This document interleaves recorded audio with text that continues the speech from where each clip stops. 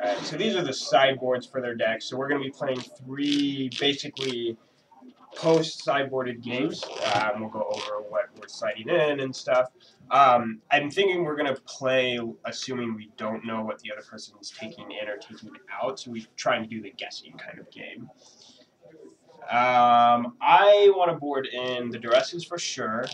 He has a lot of non-creature stuff that I just want to be able to take out of his hand, so these are very good. I think I want to board in Staff of Nin. I think the games are grindy enough where I feel like it's going to be decent.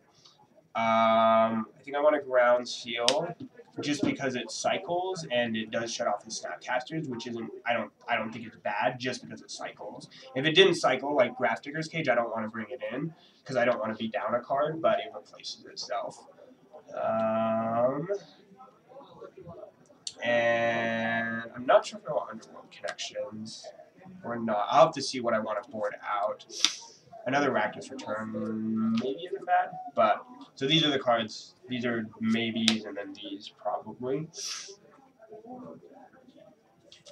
Slime is interesting just because, like, if you have Detention Spheres, Slime is good. Or, like, if you board in Assemble the Legion, Slime is good, but it's kind of, like, a little iffy, I think, otherwise. So I'm not sure what you want in the matchup. I don't know. It's a little tricky. It seems like this might be good, so I don't just get Die to Kessig or whatever. Kessig Wolfrond out. I don't know if that's that big a deal since you have like Azorius Charms and stuff, but maybe. Yeah. As far as Assemble the Legion, I'm not sure. I mean, it seems really good in theory because it. Oh, and just so like. Go ahead. Just for everyone's knowing, the face down card is supposed to be a Psychic Spiral. Yeah.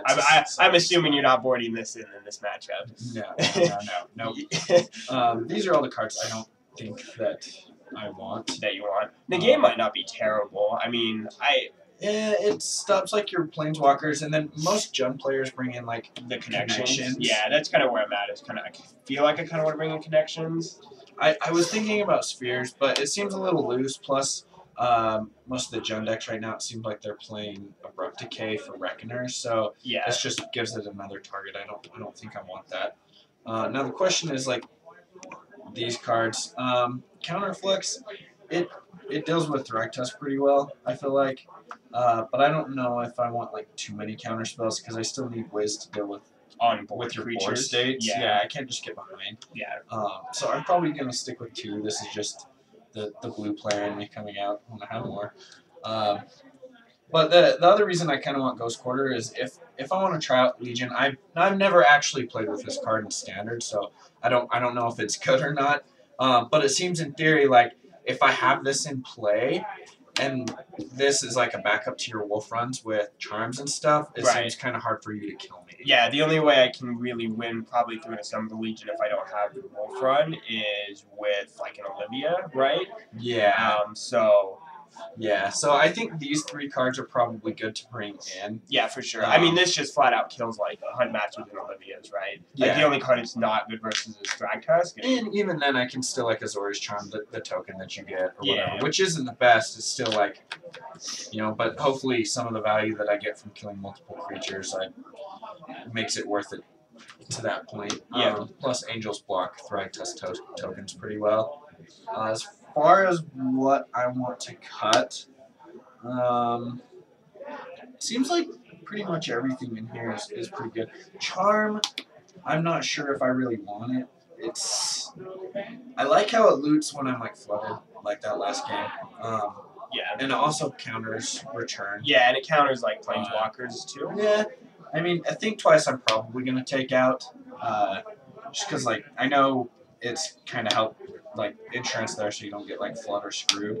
But I think I can cut that.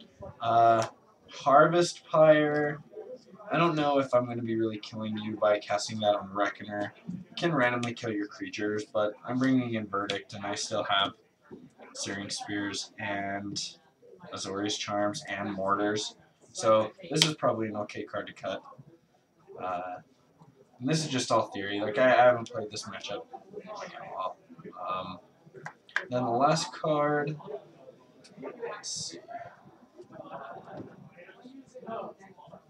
Not sure. Yeah, so I'm at like 6 cards that I want to take out right now. I want to take out the bonfires. You never have like a ton of creatures in play, and this is obviously not good versus Reckoner. Same idea with mortars. Mortars I think is a little bit better than bonfire just because like I can kill an angel with it pretty easily, but it's generally angel will get its value like if I'm ever mortaring it. Same idea with Dreadboard. Dreadboard's a little bit better because it can kill Reckoner flat out, but I think I have enough removal as is in the deck. This is just generally not good versus you. Like it kills Snapcasters, and maybe I'll kill something else with it, but I don't think it's that good. Yeah. So the other thing that's like, it's the reason why I love this deck so much. Also confuses me when I'm first learning the format is which matchups you want to be tempo based in and which matchups you want to go like bigger. Like obviously the sideboarding plan is it's like I don't want to die, right? But if this is what a lot of junk players are doing, is cutting a lot of their removal. I don't know. I'm just guessing, and like I still have a lot of removal left. Like I leave the decays in, I leave the murders in, I leave I'm probably gonna leave the Lilianas in. There's like an ultimate prize, so there's still like a reasonable amount of removal. It's just I'm cutting the damage-based removal and the sorcery speed removal. And then this thing is pretty good too. Like even better if you're cutting. If I'm cutting bonfire, yeah. Well, I mean, I don't think a lot of us aren't playing that. Like Jerry T isn't playing it. He brought it up and said that it might be good, but he's not sure because people are playing detention spheres and whatnot. But we'll see. After this point, I'm not sure if it's bad to just cut like an Azorius Charm. That's kind of what I'm thinking. Maybe I don't really want to cut Thought Scours just because it fuels up things. Not sure what the other. I should probably just cut this.